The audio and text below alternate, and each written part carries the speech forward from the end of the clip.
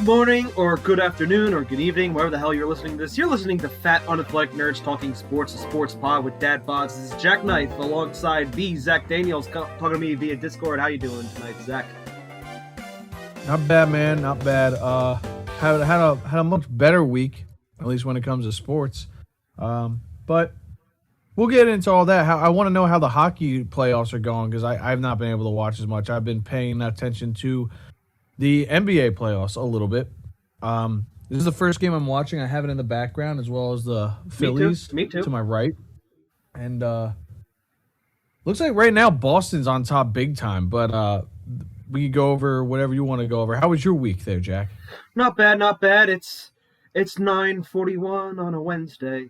Yeah, just got out of the shower because I was at the, doing some training at the firehouse. My fiance's probably looking at me right now. It was like, did you even brush your hair? You got zippity doodah curls and all kinds of stuff.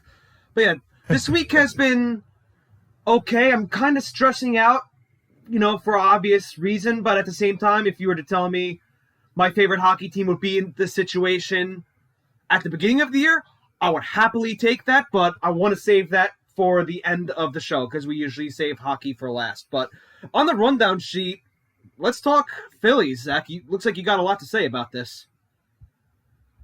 So after last week, we were talking about baseball, and didn't we just kind of like divulge into the Orioles' shitty new stadium, kind of?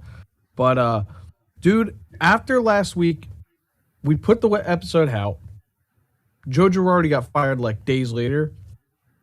They haven't lost since, and right now I'm watching in the bottom of the fifth, and they're winning 5-0 on the Brewers. And I think the schedule gets a little bit lighter after that. I don't know who, I think his name is Rob Thompson is, but dude's been around a long time. Seems like a down-to-earth guy, and he seems like he cares about the players. Unlike what happened to Girardi, who just seemed to not care about fucking anything at all, it almost felt like. Since Girardi's been gone, this team has been lights out. It's insane. And, he got fired. Schwarber's first at bat without Girardi, home run on the first pitch of the game. Just gone. Wow. And they crushed the Angels. Who also fired their manager. Yeah, and they had, we caught them at the right time because they were in the middle of like a 8-game or 9-game losing streak or something like that. And the Phillies, the first 2 games, they won pretty good. And then the last game, I was actually at Atlantic City Beer Fest, and we went to a bar afterwards because, what do you do after a beer fest? You go to a bar after. And while we're there, we're watching it. They were down 6-2. And Bryce Harper continues to just do Bryce Harper things. Hits a grand slam in the bottom of the 8th with the game at 6-2, made it 6-6, just gets the whole stadium fired up. And then the 9th inning, Bryson Stott, who didn't hit a home run when Girardi was with the team, he hit a home run, I believe, the first game that he was gone. And then he hit a game-winning home run against the Angels. And last night, he had a huge home run, right? Was it? Wait, I don't remember. Did he have a home run? No, he had a home run today. He had a home run today. I'm sorry. But last night, they played the Brewers, and Josh Hader came in to close out the game because the Brewers were up 2-1, like for majority of the game. Josh Hader had a streak of 40 consecutive scoreless appearances, 38 innings pitched scoreless, and 32 consecutive saves. The last time he blew one and even gave up a home run was July of 2021. Wow. 3 pitches in, Alec Boehm hits a home run. 2 batters later, Matt Vierling, a guy they called back from minors because of injuries, comes in and goes deep off of Josh Hader to give the Phillies a lead. And somehow Corey Knebel, who has been a roller coaster ride all year long, closes it out. Wow. They won 5 straight. Yeah, you tagged me in the video on Twitter, and I know there's no roof over Citizens Bank Park, but if there was, it would have exploded on that Bryce Harper grand slam. Oh, dude, it was, and that was like the most beautiful swing. Like that was like he hit it, and you're like, that's gone, that's out of here. And the Stott home run. I mean, like this kid, like he was struggling so hard when Girardi was on the team, and Now it's like he's just hitting dingers left and right. Tonight he hit a 2-run shot to give them a 2-0 lead, and then Rhys Hoskins went yard, gave him two more runs. It's 4-0. Whoa, that was loud. But yeah, no, they won the game before Girardi got fired. So I'm sorry, they're on a 6-game win streak. Of course, the Braves are on a 7-game win streak, I think, right now, or some shit like that, and the Mets are doing the Mets things, right? Like, are being the Mets right now, which is currently good, but they did just lose Pete Alonso and Starling Marte. So I don't know how long for. I have to look at that, but I don't know, man. We gotta get some change around here. We gotta get some change, and the Phillies need to start getting. I'm so sick and tired of seeing the Braves at the top, and I never want to see the Mets at the top. I need the Phillies to make the playoffs for the first time in over a decade. I need to see it. This team can do it. They look like they can do it. They just need to keep this up. Yeah, I don't want to see the Mets at the top either. Not necessarily because I hate the guys on the team, but even when they're at the top, Met fans still like to talk about the Yankees. It's guys, we live rent free in your head enough. But do we want to? You guys all like to do infighting anyway. I mean, yeah, sure. The Yankees. Is there really much to say about the Yankees right now? They're the same way. They're just like the Mets. They're just chugging along at the moment. And don't they have 40 wins? Are they the first to 40? You might be right. Hold on, I'm going to have to bring up MLB.com. But yeah, they're having a rough game. Real quick on that one. I mean, tonight they're having a rough game. They're losing 6-1 to the Twins. But going into tonight, they had a 8-game winning streak. It was a rare bad outing for Nestor Cortez. But still, he boasts a 1.96 ERA. A few days ago, he had a 1.5 ERA. No Yankee pitcher in history has had an ERA like that this far into the season. I think starting pitcher, if I'm not mistaken. But going back to, let's see, this was 4 days ago when I saw the stat. These are the ERAs for the Yankee starting pitcher, at least as of 4 days ago. Nestor Cortez, 1.5. I mean, it went up tonight. Garrett Cole, 2.78. Jameson Taillon, 2.30. Luis Severino, 2.95. And Jordan Montgomery, 3.05. They have a very solid starting rotation. It's these guys, each one of them is a freaking tough matchup for lineups. I mean, I don't know how this came up all of a sudden. I felt like the pitching was a bit of a weak spot for you guys. Me too. I mean, I say I mean a lot, but you know what? Going into this season, I didn't have that high expectations. But as I pull up the standings right now on MLB.com, the Yankees have... Load, you bastard, load. I'm Bill Burring right now. I'm making that a new adjective, Bill Burring. Mm-hmm. Yeah, the Yankees have 40 wins. And, they're the first team to 40 wins. They're 40-15. Well, they're likely going to be 40-16 after tonight. But, hey, it's a 162-game season. You're going to lose some.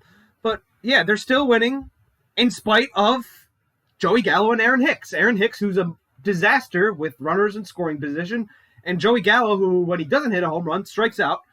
And I get that their contracts are crappy, which leads to the Yankees being stuck with those guys. But Miguel Andujar requested a trade. And listen, usually when a guy requests a trade from a team, the fans turn on him. But in the case of Andujar, I don't blame him at all. He's done everything they've asked of him. He's shown how good he is, and they're still playing Joey Gallo and Aaron Hicks over this guy. This Andujar's career is wasting away in the minors whenever he's not called up. This kid is talented. Yeah. He needs a chance to show it.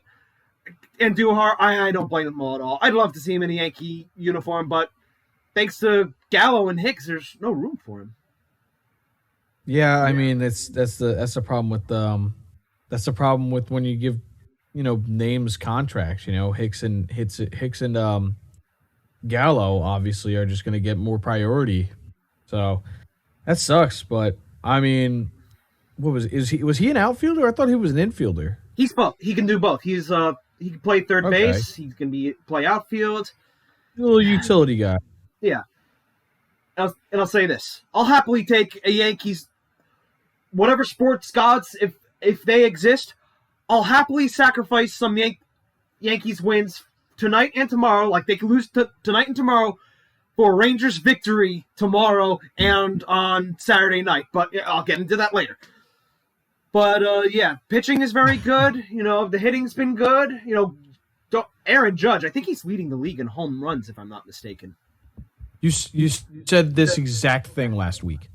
All right, yes, well, I believe he still is. I believe he still is. So, yeah, I said the same thing last week, but this time I'm in a room with a lower ceiling, so it sounds better, and I have headphones in. Tom and I got to invest in a headphone jack next time we record like that again. Let's see, yeah, Judge is leading the league with 22 home runs. And he that's 5 ahead of second place. Yeah, and a 312 batting average. I mean, there I go again saying I mean. I mean, now you just did. I don't. It's going to be hard for the Yankees to not offer him what he's asking for this offseason. I really don't want to see him leave the Yankees, but you know they don't want to. They don't want to have a situation like they avoided with Robinson Cano, because you go back, ask any Yankee fan who old enough to remember that they were pissed that Cano left. But yeah, looking back, very happy we didn't sign him long term. So. Yeah, well, I think Aaron Judge is definitely going to be worth it. Absolutely. Well, anyway, let's go. You want to? Do we want to? I'm sorry. I wanted to. Nah, fuck the Mets. They're. How about this? They're playing really well right now, but they have a couple more injuries added to the list. Yeah, and they've been hit 40 times this year. I listened to Don LaGreca today, and Don LaGreca went on a rant saying they eventually gotta start policing it themselves, start hitting guys. Something along those lines. Is that just something Buck Showalter brought up to use as fuel for the fire? Because I saw what Alonso got hit on. I don't think Darvish isn't throwing at him. What Sorry, they're just unfortunate. They're not throwing at you. Wasn't Darvish pitching a no-hitter at that time when that happened? I don't know. I don't know if he was throwing a no-hitter. All I know is I saw the video, and I mean, it ran up and in, and Pete Alonso checked his swing or he was about to go around, and it hit him. Oh well. That's just a hit by pitch. It happens. It was happening so much early in the year. I feel like you could have used it as a message, whether it was true or not. But no, not everyone's out to get you. I'm sorry, you just started winning, and now you're using that as an excuse to make yourself feel oh, they don't like us. No, man, that was just an inside pitch that your dude check swinged on and got hit. Sorry, I don't know what to tell you. I don't even know what happened to Marte, but I heard he went down, and those are 2 big hits to them. It is. Well, yeah, they already don't have DeGrom and Scherzer. Right. Yeah, no, but that doesn't even matter. Their pitching is so fucking studly. At least the starting pitching is so studly right now. I mean, Bassett from the Mets from the A's, going to the Mets. That guy Bassett, I didn't know he had it in him to be that good. Tyler McGill, he's hurt right now too, but he's awesome. Taijuan Walker's doing great again. It just feels like they always have someone ready to go in the starting rotation. It's just weird. They're just pumping out starters. Yeah, I mean they're a deep lineup. It's interesting what happens when they got an owner who's competent. So I know your feelings on Steve Cohen, Zach. Yeah, well, at least he's doing a decent job. Yeah. So yeah, it clearly is working. Absolutely. But let's get into basketball. It's NBA Finals. Warriors, Celtics, they split the first 2 games in San Francisco, and currently Boston is leading Game 3. Yeah, so I missed the first game, heard Boston took it. I saw the second game the day of Atlantic City Beer Fest in Atlantic City. I was at the Tropicana. And that game was very entertaining up until the third quarter, it felt like. Golden State and Boston were just going back and forth. And then the third quarter came along, and Golden State just started pulling away.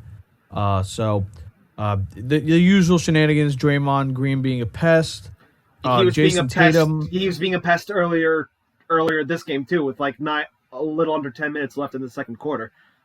Oh, really? I didn't even get to see that. I mean, it's just like he does the same shit to everyone. That's literally his job. And it feels like basketball has several guys like that, like Draymond Green, Pat Beverly. They like to stir drama on the court to get in other people's heads. Kind of reminds me of some hockey guys: Sean Avery, Matthew Barnaby, Esa Tikkanen. Absolutely, dude. Absolutely. It's a perfect. I know hockey has like hired guns basically out there sometimes. And like Draymond Green, I wouldn't say it's like that in basketball as much, but it kind of is the same thing. Where like Draymond Green, that's just his play style. He's rough. This might be a stupid comparison, but he might very well could be, maybe you could compare him to Tom Wilson in a sense that, he gets under your skin, he plays physical, and he's good enough to, put points on the board. So, well, Draymond Green is not that good at scoring points. He's more of just great on defense. I guess. Well, he's good enough to play with Klay Thompson and Steph Curry the same way Wilson's able to play with Alex Ovechkin. Does that make sense? Fair, yeah. Yeah, you don't have to do as much when you have the other guy who's legendary, and Klay Thompson's just another. I mean, there's also Andrew Wiggins. Like, that Warriors team is stacked. Like, I don't know, the way that Boston's playing tonight, oh, man, they're up big. They're up shit. It's just getting... Oh, well, never mind. That was Golden State. My bad. Either way, they're still up big right now. But I don't know. This game, if Boston takes this, they're at home too. Got to see if they go back to, Golden State's territory. But it's shaping out to be a pretty balanced matchup, in my opinion. Wow! What a dunk you're about to see. I just hope Golden State wins because I want to see Steph Curry be like placed in the top 5 all time, basically. I want Steph Curry. He just drained another 3. I want the Warriors to win just because I hate the Celtics. So. Yeah, and that too. That was the other part I was going to get to is that, like, I just like Steph Curry so much. He changed the game. Everyone's shooting threes now, and you know what? That's fun. It's a lot of high firing, just people going up and shooting shots. Some people complain about it, but at the same time, it's because they're sick of seeing the Warriors winning, and I get that. I don't like seeing the Warriors win, but Steph Curry is a very special player. It's like those people who hated the Yankees are like, oh, but Jeter's okay. I'm the same way. Hate the Warriors, but Steph Curry's cool. Yeah, well, I just, dude, there's videos of Steph Curry shooting like just warm up shots, and there's a video I think he made like 200 threes in the corner alone, like standing in one spot, made a bunch of them in a row for like 5 straight minutes. I remember watching it. I was like, is this a glitch? Is the simulation broken? Like, how is he doing this? This can't be real.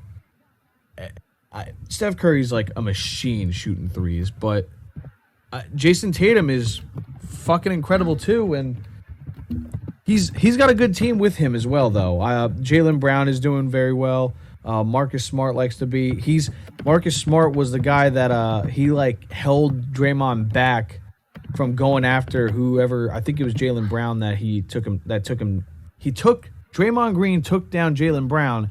And when they got up, he was jawing with Jaylen Brown. Yeah, if I'm not mistaken, he tried to pull his pants down or something. I don't remember what was going on. It was just weird, and it was just Draymond Green being Draymond Green. He got up, he started jawing at him, and Marcus Smart like pushed him back. But like that's because like Marcus Smart's like, I'm not playing that shit. Like, I think Marcus Smart's the kind of dude that would probably try to get in Draymond Green's head if he could. So, I guess you could say Marcus Smart is pretty smart. That's the worst. That's the worst. You suck.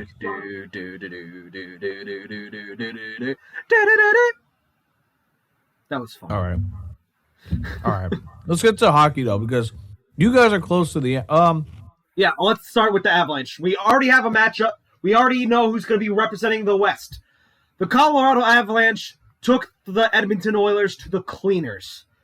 And yeah, I wanted to see this go 7. I predicted it would go 7 last week, but despite having the best player in the world in Connor McDavid and another top 5 player in the world in Leon Draisaitl, who's probably hurt, the Oilers were just no match for a well-balanced Colorado Avalanche team. Say what you will about the goaltending for the Avalanche, they have a solid defense to make up for it. The game 4, the Avalanche disposed of the Oilers in 4 games. Terry Lehkonen, who scored the overtime winner last year to send the Montreal Canadiens to the Stanley Cup, scored the overtime winner for the Avalanche this year to send the Avalanche to the Stanley Cup. Colorado is likely not going to have Nazem Kadri, who I gave a lot of praise to last week, because he got boarded by Evander Kane, and Evander Kane received a 1-game suspension for it, and yeah, there was no excuse for that hit. Zach, do I need to explain to you what a boarding is, or I might have told you already? What is boarding, real quick? Basically skating towards the boards, like you're looking at the player's numbers, and you basically shove him in the numbers, and he goes face first into the boards. That's a big no-no. Nice. Now, got it. refs will let that go if the guy turns at the last second. Like you're going to hit him, and you're initially not going to hit him in the back, but like he turns and like basically puts himself in that situation. You know what I'm saying? But this was a case where Kadri had his back towards Evander Kane the entire time. Kadri got shoved into the back by Kane, and he had his thumb surgery, if I'm not mistaken. And it's very, I think, more likely than not that he's out for the Stanley Cup Final, which sucks for the Avalanche, but they still have a deep team. They still have Nathan MacKinnon, another top 5 player in the world. Cale Makar, probably the best defenseman in the NHL, in the top 3. But I'd say it's between him, Fox, and Victor Hedman. They got Gabriel Landeskog, Mikko Rantanen. This team has been building for this for quite some time. It might be their time, and they've only lost 2 games. Yeah, 2 games going into the final. Not a lot of teams have done that, Zach. So how many times have Colorado won the finals? 2. 96 and 2001. Oh, so it's been a while. Yes. Their first year in existence was 96, but they weren't an expansion team like the Golden Knights. They moved from Quebec City, and literally their first year in Colorado, they won the Stanley Cup, and I can only imagine the pain people of Quebec City felt after that. Yeah, that had to be annoying. Yeah. Okay. But now it's time to go to my guys. The Rangers and Lightning are tied at 2.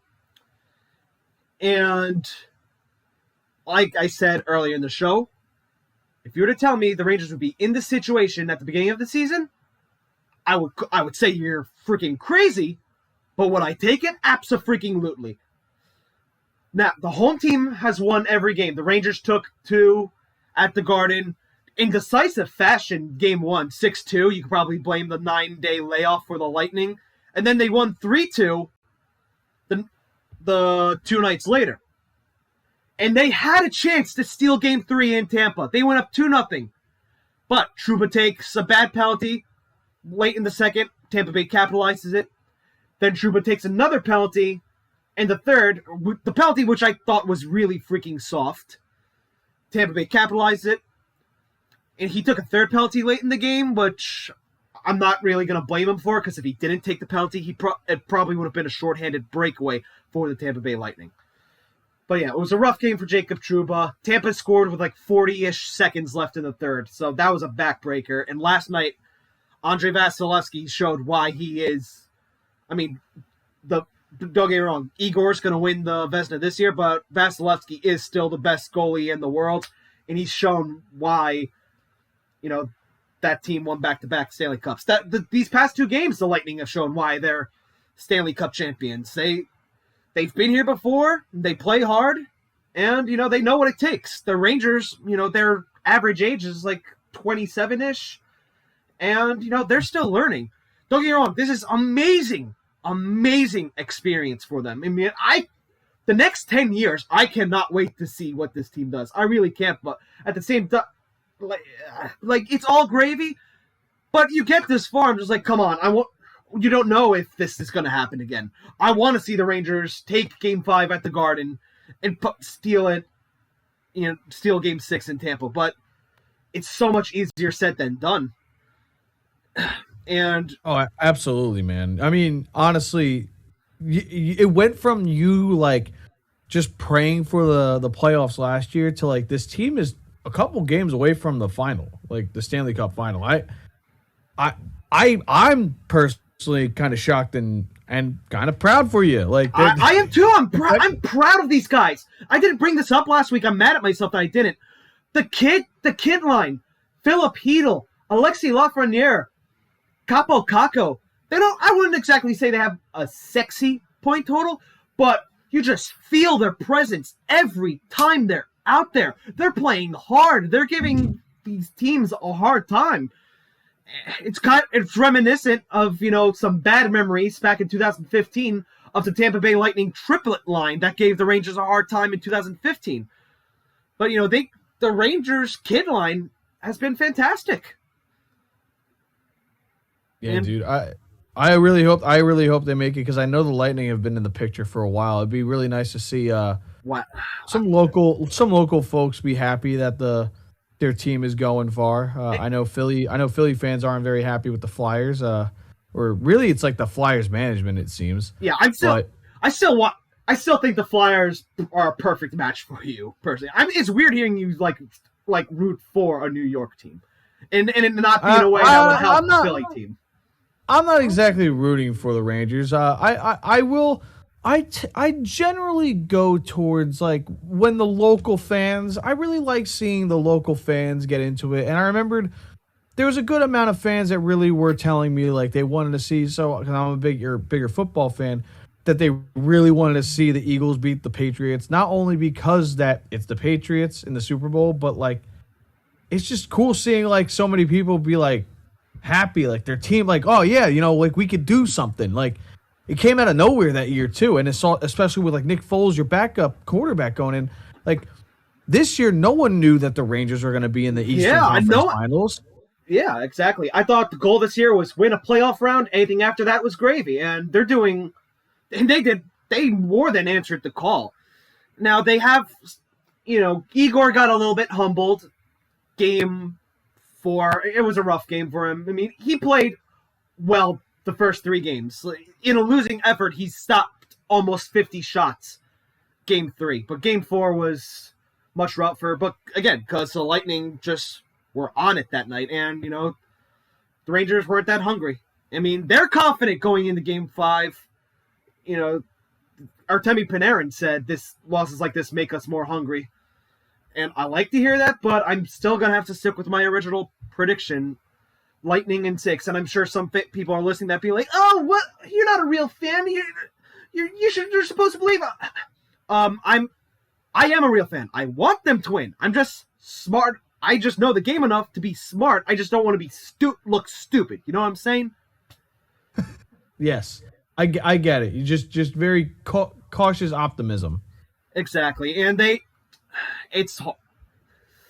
and some challenge the Rangers have going into game 5 is Philip Hedl left game 4, and he's a game time decision for tomorrow at the time of this recording. Strome, they expected him to go yesterday, but he couldn't. He's also game time decision tomorrow. Barclay Goodrow played on a broken ankle. Like he's had it broken since the first round. He missed some time, and he blocked a shot with that same ankle in game 3. Went to the locker room. I thought he was done. And then he came back out. I'm like, this guy's the fucking Terminator. Him and Ryan Lindgren are Terminators because they've taken so much abuse. Like once the season is over, we're gonna hear about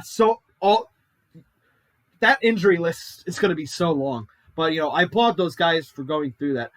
And still, Tampa Bay doesn't have Braden Point, and I don't know how close he is to returning. The media makes it seem like, oh, he's so far away. Oh, no, he's going to come back. But yeah, don't get me wrong. Tampa's deep enough as it is without Braden Point.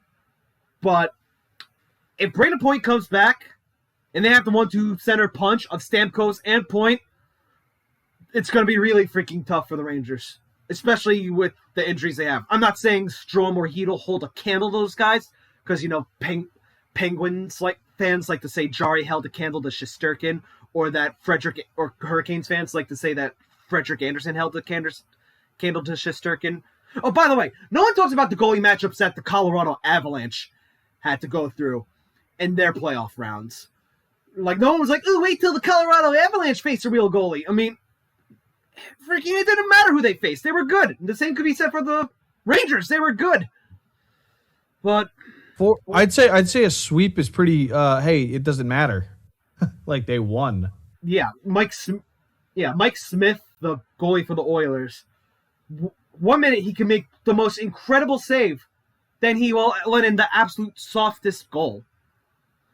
Urinating Tree made a video about him. You should watch it after we finish recording. But yeah, Rangers. I lost hope after they were down 3-1 to Pittsburgh. I lost hope when they were down 2-0 to Carolina. I don't necessarily have hope after this situation. Because the last time the home team won the first 4 games of the Eastern Conference Final was in 1991 with the Bruins and the Penguins.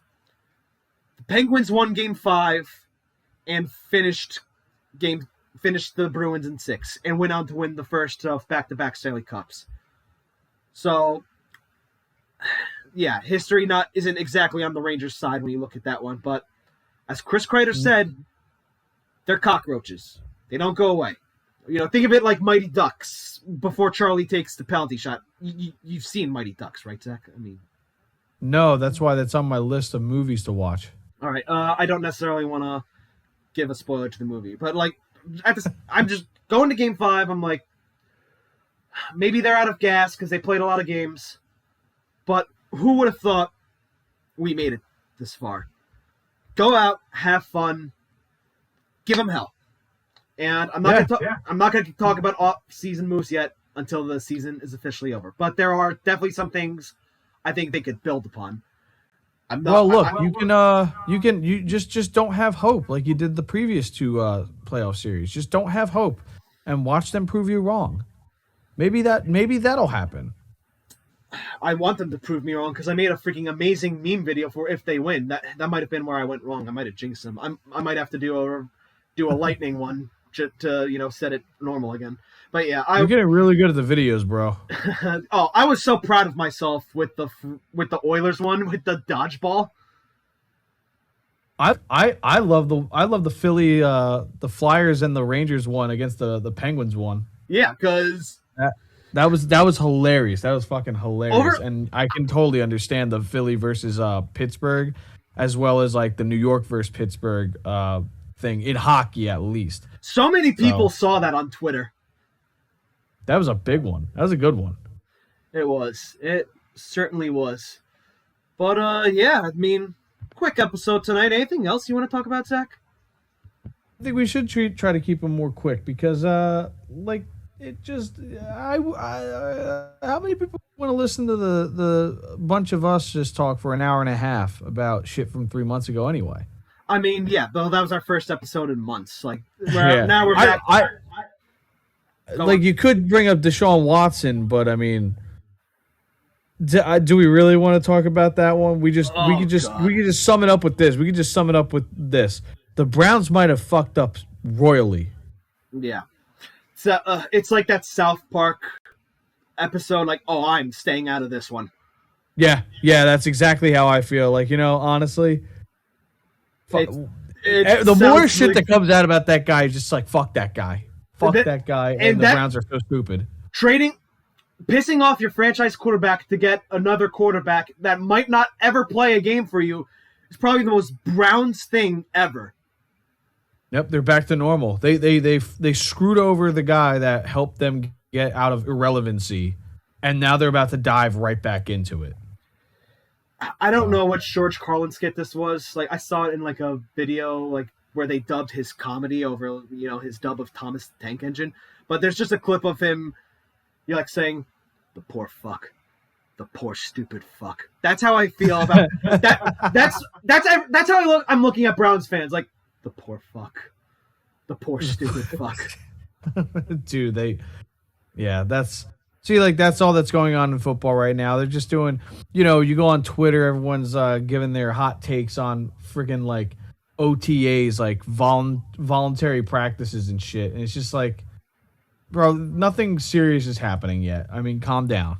Calm down. Yeah, we got till like August. And even then, you still have like training camp or whatever it is. And, dude, like, can we get to the games? Let's get to the games. Like, even, or maybe even preseason, you know? But, like, even then, preseason, you're watching a bunch of guys that are probably going to get cut anyway.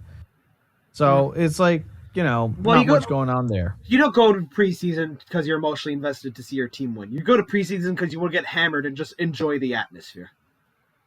Fucking yeah. Absolutely. Well, anyway, it was a good episode tonight, Zach. Very good episode. So, nice and quick one. Yep. If you made it this far, thank you very much for listening. Be sure to subscribe to us on YouTube and wherever you get your podcasts.